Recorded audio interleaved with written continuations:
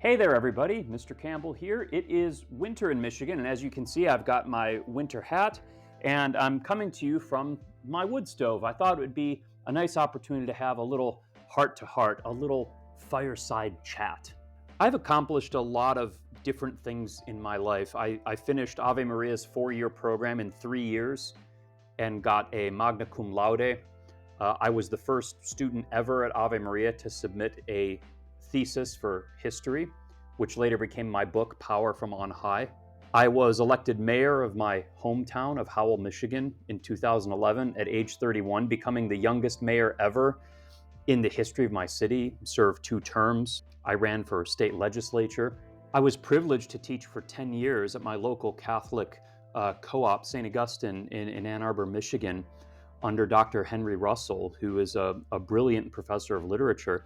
And it was really there at St. Augustine where I kind of cut my teeth teaching, picked up all the habits and methods that I currently use that have served me so well over the years, and met so many wonderful people there. I was blessed to pick up music at a young age and learned multiple instruments, and have had the wonderful opportunity to make music and create with many accomplished musicians throughout my life. Ever since 2015, I've been a professional author with a best-selling series of history books that is loved by Catholic students all around the world. I've been on television, I've been on radio numerous times. I've had my own radio program. I have traveled all over the world and all over this great country, meeting so many wonderful families, being welcomed into their homes, and just making so many friends and seeing so many wonderful things. And I've had the privilege for almost 15 years now of teaching thousands of students through Homeschool Connections and awakening the love of history in all their lives as well, sharing my love of the subject matter with them and making so many wonderful connections and relationships and impacting so many lives that it's hard for me to fathom. And of course, I have my own wonderful biological children, and I have wonderful friends. I have a beautiful house out in the country that I'm very happy with. And I get to be Catholic, which is like the coolest thing in the world, and that I'm so thrilled with every day that I get to just be a Catholic, which is such a blessing to my life. But despite all these things, you might be surprised to know that I have often struggled with a strong sense of like failure in my life, or inadequacy, a sense of wasted opportunities, of potential that has gone unmet, of throwing away precious time, and just in general of not living up to some standard in my mind that constitutes success. Even though I could look at my external accomplishments and on paper and say, yeah, you're doing well, but inside that, there's that little gnawing voice that we sometimes have that says you're a failure, or if you are doing well, it's just because you got lucky, and it's only a matter of time till people realize that you don't have your act together, and you're going to be exposed for the fraud that you are. And this little voice can attack us no matter what. This happens to people who are phenomenally successful, people who have founded multi-billion-dollar companies, or have become world leaders, or have made tremendous scientific breakthroughs, or done phenomenal humanitarian work. At the end of the day, almost everybody is left alone with that little voice that says you're failing. Now, maybe this is due to insecurities that we bring with us from our upbringing. Maybe it's a common psychological condition that all human beings grapple with. Heck, maybe it's the devil. Maybe it's a combination of all three. But we've all struggled with it, and I've struggled with it very much. There's no point in my life, no matter what I was accomplishing, where I didn't really fight with this sense of that I was actually a failure, and that nothing I had accomplished mattered in any way, shape, or form. Now, for me particularly, I seem to fixate on the fact that I don't have a graduate degree because I've done a lot of college. I have over 8 years of college, but in multiple different things, and I never completed any graduate degrees. I don't have a master. I don't have a doctorate. And this has always gnawed at me. And people will sometimes not realize it, and they'll call me Dr. Campbell, Professor Campbell. They'll call me a historian, even though by definition, a historian is someone who has graduate degrees in history. And I've always been very insecure about it, as if I wasn't really to be taken seriously if I didn't have those letters after my name. I mean, the MA maybe, but ultimately the PhD, right? I wanted that PhD in order to be taken seriously, or to be able to teach at the collegiate level where I thought the real intellectuals are. And so I've just always fought with this. And I remember a few years ago, before the pandemic, I finally made up my mind that I was going to go back and I was going to get my PhD. I was going to become Dr. Campbell. And so I went down to Western Michigan University in Kalamazoo, which has a world-renowned medieval studies program. I went and I talked to the academic advisor there and the couple department heads, and they thought everything looked good, and I started preparing to apply to enter the program. This was going to be a considerable amount of work. I had to master 2 languages, one ancient and one modern. In my case, that would have been Latin and German, which I already had background with, so it wasn't a huge deal.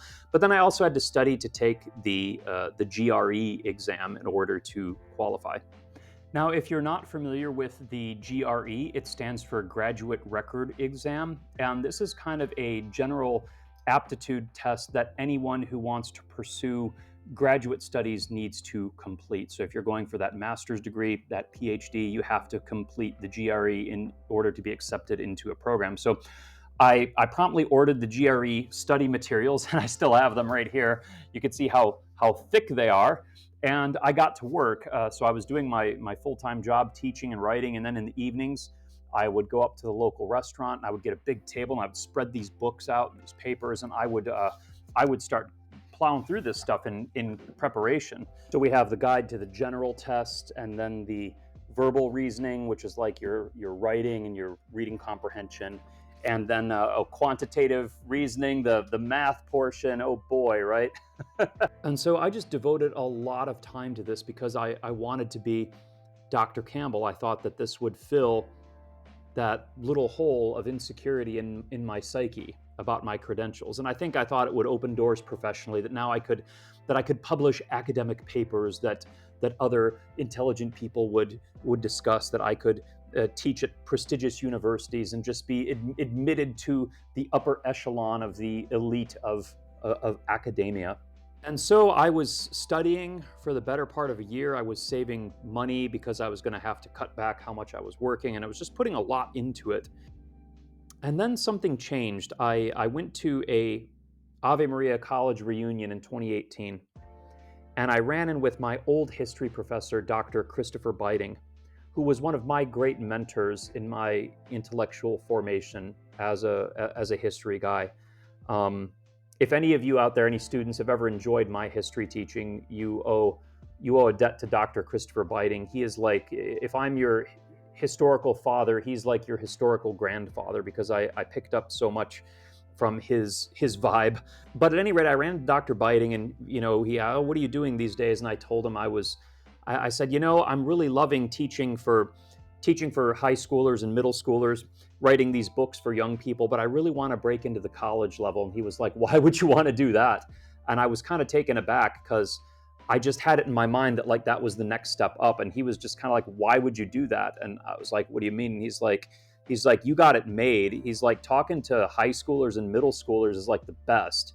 He's like, I've taught in college for decades and it sucks, Now, he didn't say that exactly. I don't mean to put words in your mouth, Dr. Biting, but he was saying essentially, like, if you think that all your professional problems are going to be solved once you get up to the collegiate level, it's not that way at all. There's all sorts of, the collegiate level of education has its own unique set of problems that are very different from what you are teaching. And he was like, you're actually in the greatest spot. You're teaching these young kids. They love you. They love your books. And he's like, just be content with where God has put you. This is your niche, and that's you're flourishing there, and just be happy with it. And that really kind of rattled me a bit. And I kind of kept preparing, but I really started doing some introspection on why. He made me think, why was it so important to be Dr. Campbell? Was it because of prestige? Well, I am already loved by my students. Like, what more could I need? Was it because of money? He kind of told me the money's not there. It was like only a very few amount of PhDs get into these very nice tenured positions. Most of them are teaching at multiple places, trying to cobble things together. Like, I started looking at it and thinking, like, professionally, it didn't make very much sense. And I was like, what is driving this? And that's when I discovered it really was insecurity. It really was this idea that I'm not a real I'm not a real teacher, or I'm not a real adult, or I haven't really accomplished it, or I haven't made it unless I have these arbitrary letters after my name. And when I started thinking of it that way, it just all seemed so vain and so ridiculous. Nothing against PhDs who have gone, believe me, nothing against you guys. I'm just saying, for me, my motivations were motivated by just kind of like this vacuous insecurity of needing to feel like I mattered, and that these letters would somehow convey value to my work.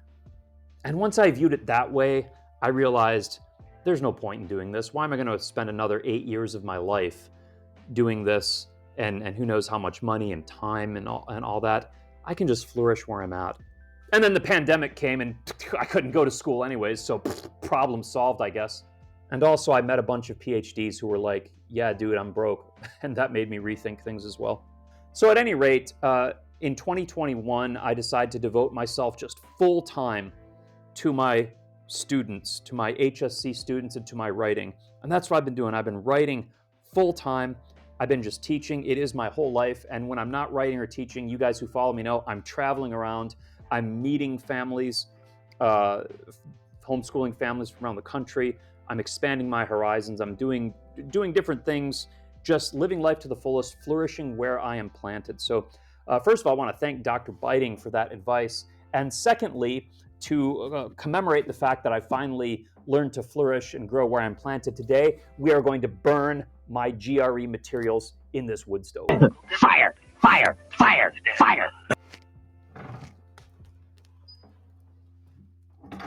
Now, before I chuck these things in there, I just want to say to anyone who maybe has grappled with the same sort of thing, as long as we are focusing on what we have not accomplished or the things we've left undone, we're never going to be content with our lives. We're always going to be feeling like a failure, because obviously the amount of things that we have left undone is always going to be infinite, right? No matter what we do, there's always going to be other things that we think we could have done if we had more time, or would have availed ourselves of better opportunities. So you are never going to be happy so long as you keep thinking about the things you haven't done, about your failures, about your shortcomings. You really need to think about the things that you have accomplished, gratitude for what you do have, the opportunities that are in front of you right now. The only time that you have control of is this moment. You can't do anything with the past, and you have no say in the future. So you really just have to focus on being happy right now,